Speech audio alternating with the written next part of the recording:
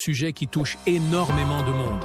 Cette idée reçue qu'il faut absolument vivre en France pour apprendre à parler couramment. Tu vois, le genre de pensée du style « Si je suis pas dans le pays, je progresserai jamais ». Franchement, c'est un mythe qui bloque plein de gens. Et pourtant, Lily, t'es la preuve vivante que c'est possible de parler super bien sans avoir jamais mis les pieds en France, non?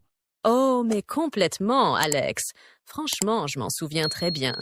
Au début, j'étais persuadée que je devais absolument aller à Paris, vivre avec une famille d'accueil, faire mes courses en français, discuter avec la boulangère, tout ça. Et pendant longtemps, cette idée m'a découragée. Je me disais, tant que je peux pas vivre là-bas, je resterai bloquée à un niveau moyen. Mais tu sais quoi? À force de tester des trucs chez moi, j'ai trouvé des méthodes simples, réalistes et hyper efficaces pour progresser à fond sans jamais voyager. Et aujourd'hui, je me sens à l'aise, je comprends les natifs, je parle avec fluidité. Tout ça, depuis mon salon. Et c'est ça qui est fou. Tu n'as pas besoin d'un billet d'avion, ni d'un visa. Ce qu'il te faut, c'est un environnement immersif, que tu peux créer toi-même, même dans ta chambre. Et tu verras, quand tu mets en place certaines habitudes simples, ça fait toute la différence. Donc aujourd'hui, on va te montrer comment faire exactement comme Lily. On va te donner 3 techniques concrètes, testées, approuvées, qui peuvent transformer ton français, même si tu vis à l'autre bout du monde. Et reste bien jusqu'au bout, parce qu'on va pas juste te donner des conseils théoriques. On va te montrer comment tu peux les appliquer dès ce soir. Sans prof, sans argent, sans déménager. Si tu veux parler vrai français, celui qu'on utilise entre amis, au café, dans la rue, cet épisode est pour toi. Allez, on y va? C'est parti! Prépare-toi à booster ton français sans faire ta valise. Alors moi, la toute première chose que j'ai faite, c'est de transformer mon quotidien en petit monde francophone. Pas besoin de déménager à Paris. J'ai juste tout passé en français. Mes réglages de téléphone, ma playlist du matin, mes podcasts en faisant le ménage, même ma liste de courses, comme tu disais. Genre, au lieu d'écrire lait, riz, banane, j'écrivais lait, riz, banane. Ça paraît bête, mais en fait, ça change tout. Tu t'entoures de la langue comme si tu vivais avec elle. Et à force, même les mots que tu ne cherches pas à retenir, tu les retiens quand même. Mais oui! C'est ça le pouvoir de l'exposition passive. Tu fais ta vie, t'es pas en mode cours intensif, mais t'es quand même en immersion. Et surtout, t'assimiles les sons, le rythme, les expressions sans forcer. C'est comme un enfant. Il apprend pas avec un tableau de grammaire, hein? Il écoute, il répète, et à un moment, paf, il parle. Moi, je me rappelle, quand j'ai commencé à m'entourer de Français, j'écoutais une série québécoise. Et je me suis mise à dire « Ben, voyons donc », sans savoir d'où ça sortait. Voilà, c'est pareil. Ton cerveau capte tout ce que tu entends souvent. Exactement. Et ce qui est fou, c'est que plus tu t'habitues aux voix, aux intonations, plus t'as l'impression que la langue fait partie de toi. Tu peux pas avoir ça en lisant uniquement un manuel. Faut que tu l'entendes vivre. Et moi, à force d'écouter des séries comme 10% ou Plan Cœur, j'ai commencé à parler plus vite, plus fluide, et à utiliser des expressions comme « grave »,« c'est abusé »,« j'en peux plus », sans même les apprendre par cœur. Et en plus, c'est fun. T'apprends en te faisant plaisir. Tu cuisines avec un podcast, tu te brosses les dents avec une vidéo YouTube en fond, tu scrolles sur Insta, mais en suivant des comptes francophones.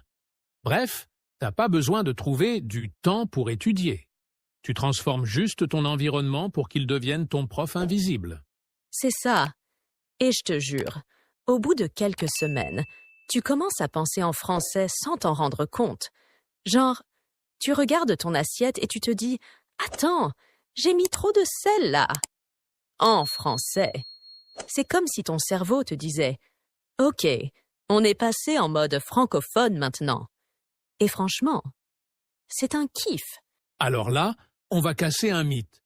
Tu peux t'améliorer en parlant tout seul. Et je te le dis direct, Oui, ça peut sembler chelou. Tu marches dans ton appart, tu parles dans le vide, tu te racontes ta journée. Et alors? C'est pas grave. Au contraire, c'est un des outils les plus puissants que j'ai testés. Parce que parler tout seul, c'est zéro pression. Tu peux faire des fautes, chercher tes mots, recommencer une phrase 5 fois.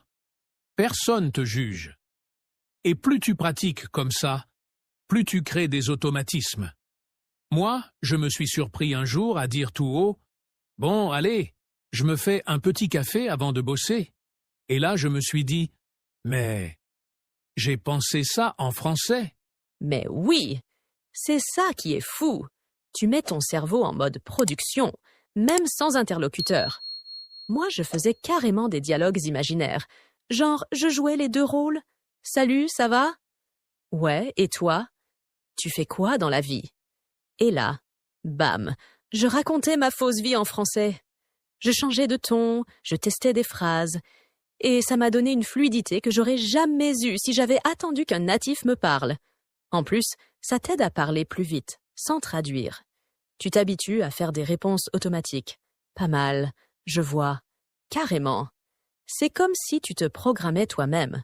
Mais tu sais que c'est un super entraînement mental aussi, parce que plus tu t'exprimes à voix haute, plus tu crées un réflexe. Ton cerveau arrête de paniquer à l'idée de parler français.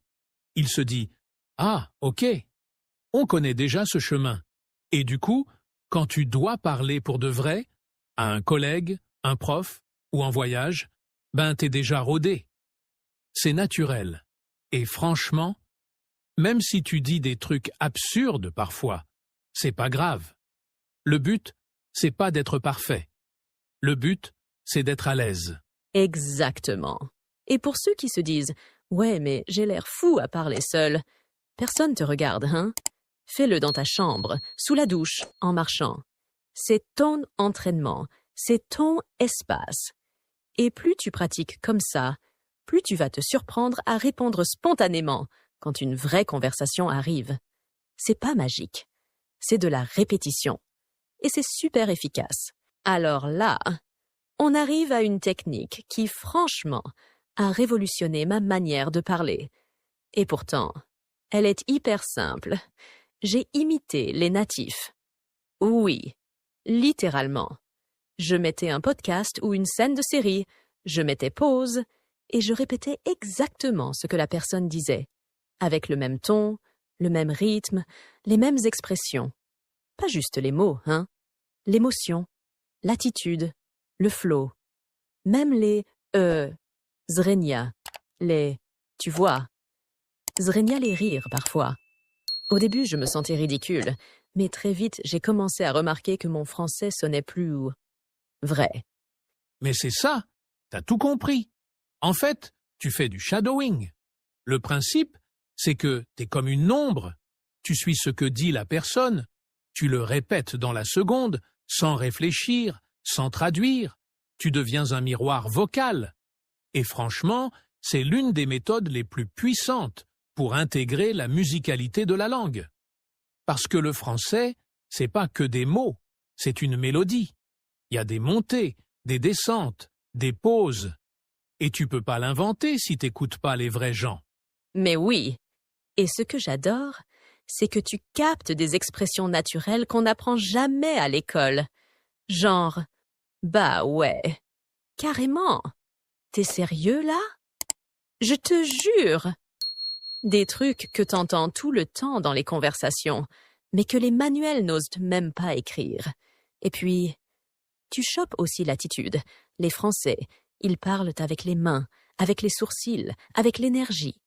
Tu peux pas apprendre ça dans un tableau de grammaire. Faut les copier. Et tu sais ce que j'aime dans cette méthode? C'est que tu passes de parler français à vivre le français. Tu te transformes en acteur. Et petit à petit, ta bouche s'habitue. Ton accent devient plus léger, tes phrases plus naturelles. Et tu gagnes une confiance énorme, parce que tu sais que tu parles comme les natifs.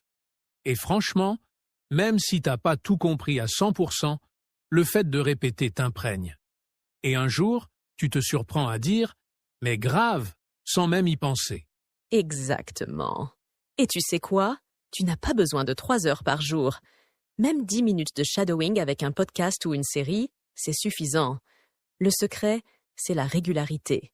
Tu fais ça tous les jours et en quelques semaines, ton niveau explose. Tu n'imites plus, tu intègres, tu passes un cap. Et là, tu commences vraiment à parler comme un vrai francophone. Et voilà, tu l'as vu. Pas besoin de faire tes valises, de prendre un billet d'avion ou de vivre à Paris pour parler français couramment. Franchement, avec les bons réflexes et un peu de créativité, tu peux créer ton propre univers francophone sans sortir de chez toi. On a tendance à croire que l'immersion, c'est un lieu physique, alors qu'en réalité, c'est surtout une ambiance mentale. Et cette ambiance, tu peux la recréer n'importe où, dès aujourd'hui. Exactement. Et pour bien t'aider à passer à l'action, on te fait un petit récap rapide des 3 techniques clés qu'on a vues ensemble. 1. Tu transformes ton quotidien en un petit coin 100% français. Musique, séries, liste de courses, tout. 2. Tu pratiques à voix haute, même si t'es seul, même si c'est devant ton miroir. C'est pas bizarre, c'est stratégique. 3. Et surtout, tu imites les natifs.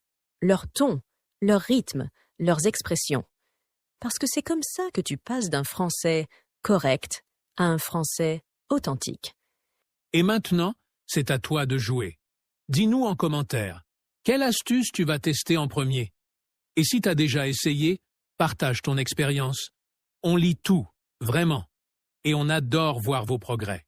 Et si ce podcast t'a fait sourire, t'a motivé ou t'a appris un truc nouveau, pense à nous soutenir. Un petit like, un abonnement et surtout, partage cet épisode avec un pote qui apprend le français et qui pense qu'il faut forcément aller à Paris pour parler comme un natif. Nous écouter et surtout, n'oublie pas, continue à pratiquer, continue à kiffer et fais du français une partie de ta vie. On se retrouve très vite. À bientôt!